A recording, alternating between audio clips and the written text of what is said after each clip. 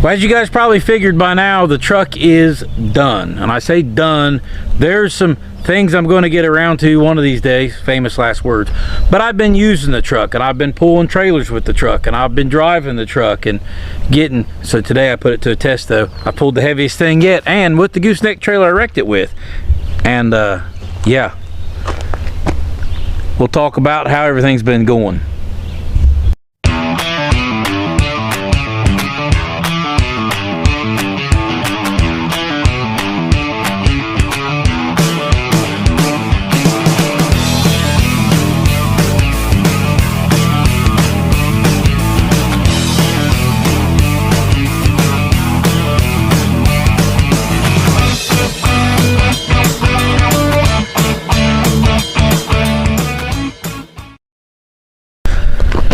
So like I said, the truck's done, and we're going to do a walk around of the truck to kind of let you know how it's been going, and I'll show you what I pulled home today, which I don't know there's going to be many videos about, but I'll explain that in a second.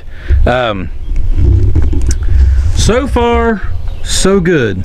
There's some things I'm not particularly happy with. Maybe some things I still need to adjust. Like I'm sitting here looking at it, and I don't know that I like the floorboard angle. Maybe it needs to be pulled in on the back corner here, but hey, we're working. They're sturdy enough. The toolboxes, man, I'm loving the toolboxes. I mean, I've been keeping some junk in there, and there's my gooseneck lock and set of coveralls and ratchet straps and everything, and so that's working out great. Close that back. Happy with that. The fuel fill works good. I do know that now using like the large neck fuel fill, like at the semi pumps, I can't really like lock it and let it time out on its own. I gotta sit there and hold it because it doesn't reach the first lock before it kicks out, because it's doing a twisty turny thing in there. So could be worse, but it's not bad. The wheels are awesome. I mean, they look awesome, obviously. Not that it really matters anything to how the truck works, but it just looks good. The bed, I'm noticing I'm having a little bit of issue with, if you look, like there's like rust coming from underneath places where the paint didn't go real well, so I have to touch up, and I've even got some spots where it's chipped and wore through hauling stuff in here. So eventually this will probably get a bed liner, like an actual bed liner, and not just oil-based paint. But even if I have to touch it up with oil-based paint, not too big of a deal. As far as the hitch goes, it's a pretty good height. It's actually, I got an 8-inch drop hitch, and for my little single axle trailer, it's just barely enough to call it, you know, good to haul. It still tilts up in the air, but this is not meant to haul my little single axle trailer all the time. Really, my other truck and the Jeep's better for that. The lights are bright, they work great. I'm really happy with those. I'd turn them on and show them to you right now, but it's, well, let's see here. We'll take a look at the inside and I'll turn them on. The paint, there's some places in the paint, if you'll see that one right there, and I've got a run right there. It's my very first auto body job, and it's one of those, I'm not a professional, don't claim to be.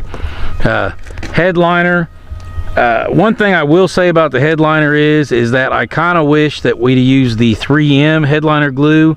I used the Gorilla Glue, and there's a couple places just don't seem to be hanging as well. And in the past I've used the 3M, and it works a lot better. We've got it in the Jeep, and it seems to be holding fine for the last several years. So, but yep, interior is not much different other than the head units there, and it works out pretty good. I'm really happy with that, by the way. The Boss head unit works out great. I love it for phone calls and running Android Auto and all that, and it does it all wirelessly. So now I've got the lights on. So you can see I've got the chicken lights there in the side of the bed. I'm going to add some more to the running boards in the front of the truck at some point in time. Those are just the running lights. That's not the brake lights. But even the running lights are pretty bright, and at night the brake lights and stuff are super bright. Everything works out good. Backup camera works out great for the hitch, and then the backup camera up there works out great for that hitch. Speaking of hitches, the gooseneck hitch tray works out awesome. I've got the chains there. The electric plug-in is right there. I had of course the gooseneck hitch looks a little rough on the trailer, but this trailer now needs to be redone because my truck looks nicer than the trailer by a lot, and I don't like that. So around the front of the truck, obviously still got the alcoves on the front with the adapters for, I think they were 8 on 170, I do believe. But repainted the front bumper, got it on there. You guys ever seen any of that on video? Because I didn't talk about repainting the front bumper and putting it on there. But this side of it, the paint looks all right. Still put the mirrors on it that I had on there, nothing fancy. You know, everybody's got a set of those, you know, towing ghost trailers around. But yeah, the truck is done. It's functioning, it's doing its job. And obviously, because I'm gonna tell you, that thing, it's not light. Of course, it's not like the heaviest thing you could pull, but it's not light. I went down the highway, run about 60 miles an hour, and got on average like 17 and a half miles to the gallon on the highway. So I don't think that's too bad. If you had to pull it through some towns and stuff, and you'd probably get down to maybe 15 miles a gallon pulling a load like this. And I'm not sure how much that truck weighs. I know the gooseneck trailer weighs about 4,000 pounds. And this thing right here, this is cool because this has got a good set of 19.5s on it that I'll be able to use on my truck, even though that rim won't fit my truck. But I'll pop the tires off of it.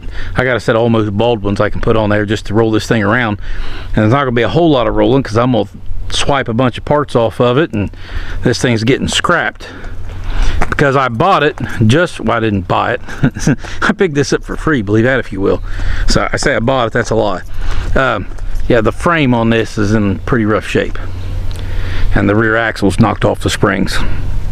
So, oh yeah, running lights on the trailer. I got a running light out, so I have to fix that along with several other things. But yep, so I went and got this for free. I figured that even though obviously that wheel bearing does not look good because we're up a little high there, and this thing had lockouts that popped off of it, so I don't know what the deal's with that. But that is the Dana 60, and that means they make parts for it. So I'll pop that Dana 60 out of there. This is a turbo power stroke. I'll pop the engine transmission out of it and transfer a case, and that rear axle, if it's straight, we'll find out. We'll lay something across it, find out if it's straight or not. But that's all later conversation. That thing is a pile. But I had to go pull it with this, and that's the heaviest thing I've pulled so far. And I have to say, you know, the truck had power before I wrecked it. It done fine pulling stuff. I never had any problems except for snow and weight of the trailer pushing you, and that was a bad deal. But I guess the end of the line story is that I'm really happy with the truck. And so now we need to talk about money a little bit, because everybody's going to want to know what cost me. So I wrecked the truck, and if you've seen pictures of that, matter of fact, to tell you what, hold that thought.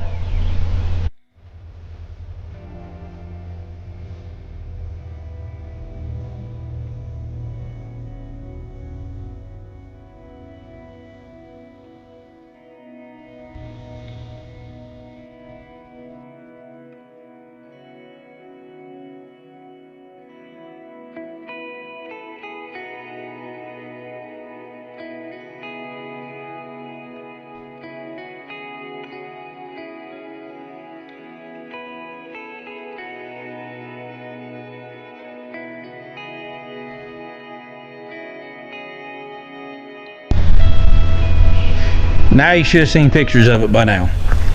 I'll have to throw them in there. The magic of editing. So after I wrecked it, the bed was kind of warped a little bit. It didn't look too bad, but it was warped. The big thing was the cab was crushed. And then I ran across the cab and chassis kit and decided, well, I want to dually swap this thing. So I did. And the Alcoas was a freak accident that I ran across those for 65 bucks a piece. They turned out great. But after doing the bed cost me somewhere around, I'm gonna call it mid 4,000 range to build the bed. That is everything from the price of the bed, the price of the metal I used, the lights, the paint, the wiring. That's everything that it took me to build the bed. And then I'm setting 300 and some deep in stereo, and probably about $4,000 and not $4,000, geez, Pete, $400 in paint supplies, because we had some color that I mixed. If you go back to our TikToks and our shorts, you see I mixed the color out of the old paint cabinet. So I didn't buy the color paint. We mixed that out of stuff that's sitting in the cabinet. Of course, I bought 4 brand new tires. I'm running 2 older tires on the inside, so 4 brand new tires. We're looking at, you know, $1,000 there, so something like that. But yeah, I'd say total package, and I don't count the tires because that wasn't fixing it. That's tires you got to buy. Total package, fixing the rocker panels and the cab corners and painting everything and adding the running boards and building the bed and everything that had to be done. I'm probably setting around $8,000 fixing this truck with everything I've done, and that's probably steep, probably just a little north of 7.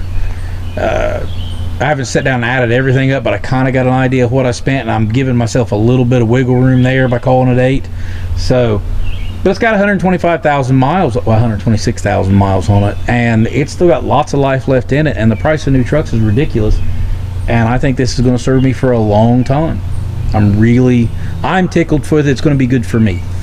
It does ride a little rough with the 19.5s on there, commercial wheels, and I probably could let some air out of it, and I'm going to try that because I'm running 75 pounds in it right now. I'm going to bump it down to 65 and see how much they swell. Everybody knows just with a dually, you got to make sure they don't touch on the insides where swelling goes. But, yeah, everything I built is working good so far. The only regrets I have right now is maybe the glue I used for the headliner, because I'm worried about it holding up right now because a few places concern me. I maybe could have made the gooseneck hitch box a little bit bigger on the back side, but everything's clear and it's fine. Yeah, there you guys go. The truck is done, completed. The bed is built. Everything's good. So now it's on to bigger and better things. And if you've already seen it, we're building hot rod mowers for the boy. Just for this summer, and then it's back into the big red truck, and then who knows what pieces and parts I'm going to use to do different stuff with. So if you guys haven't yet, subscribe to this channel if you're into this kind of nonsense, or if you just want to see if what I'm doing is actually going to work or not. That one turned out okay. But yeah, hit that subscribe button, give us a like. All that helps us. I mean, the like don't cost nothing, the subscribe don't cost nothing. I don't even care if you turn the bell off at this point, just and the algorithm. That's what I'm interested in. So guys, thank you for watching. Thank you for looking at the truck. Thank you for following me on this build. And I'll see you on the next one.